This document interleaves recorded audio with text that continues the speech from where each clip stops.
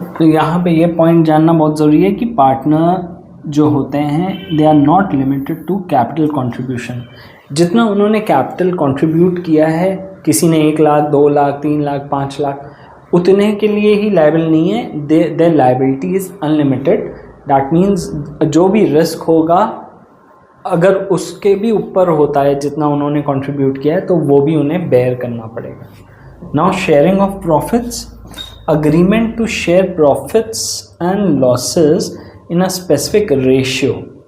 ये रेशियो बहुत इम्पॉर्टेंट चीज़ है कि किस रेशियो में पार्टनर अपना प्रॉफिट शेयरिंग रेशियो रख रहे हैं। If no ratio is agreed they share equally. ये भी जानना स्टूडेंट्स के लिए बहुत ज़रूरी है कि अगर कोई भी रेशियो डिसाइडेड नहीं है so they share the profits equally. Okay,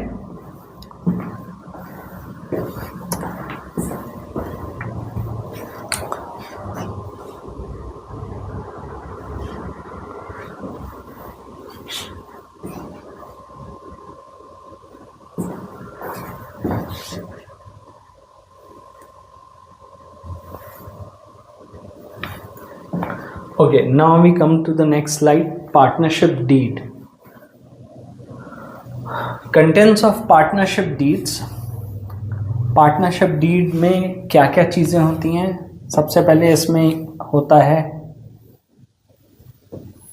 objective of business. Main business क्यों स्टार्ट किया जा रहा है, उसकी वजह क्या है, किस चीज़ का बिजनेस है, फर्म का name and address.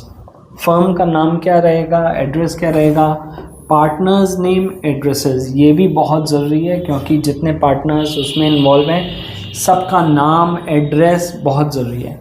Profit and loss sharing ratio, तो जो पार्टनर्स इसमें इन्वॉल्व हैं उनके बीच में क्या profit and loss sharing ratio रहेगा। कैपिटल कंट्रीब्यूशंस, उनके कैपिटल कितने, हर पार्टनर कितना कैपिटल इन्वेस्ट कर रहा है, दैट इज़ वेरी इम्पोर्टेंट। उनके राइट्स क्या हैं, रोल्स क्या हैं, ड्यूटीज़ क्या हैं, सारी चीज़ें। तो ये आप साथ साथ नोट्स बनाते चलिए या स्क्रीनशॉट ले लीजिएगा। So their rights, roles and duties are also very important. Now secondly, duration of partnership.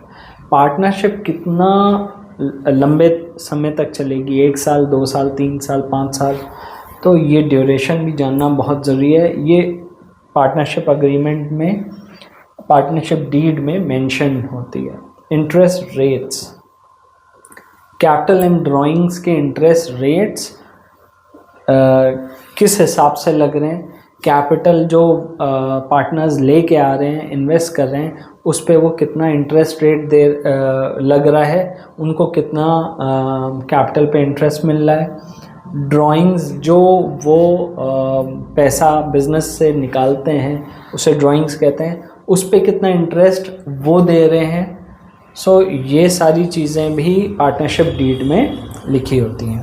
Okay, now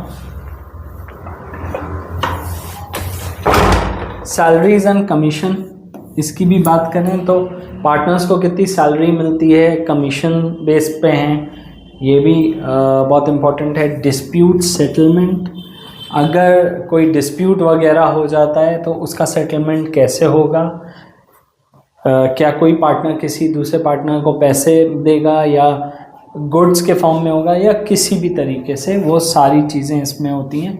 admission and retirement rules, जब पार्टनर्स एडमिशन हो रहा है किसी नए पार्टनर का तब क्या रूल लगेंगे, रिटायरमेंट पे क्या रूल लगेंगे, इस बेसिस पे एक एक चैप्टर आपको मिलेगा। अभी आगे जाके आप एडमिशन ऑफ चैप्टर करेंगे and even retirement of partners.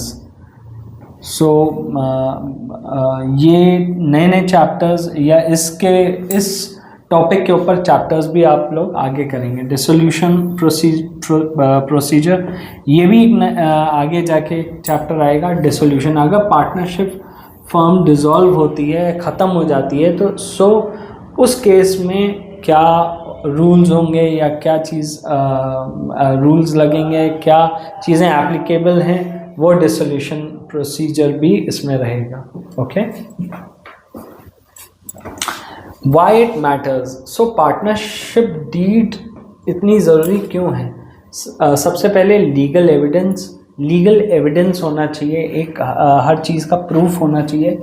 Ideally written, it serves as a crucial evidence in a court of law to settle disputes among partners.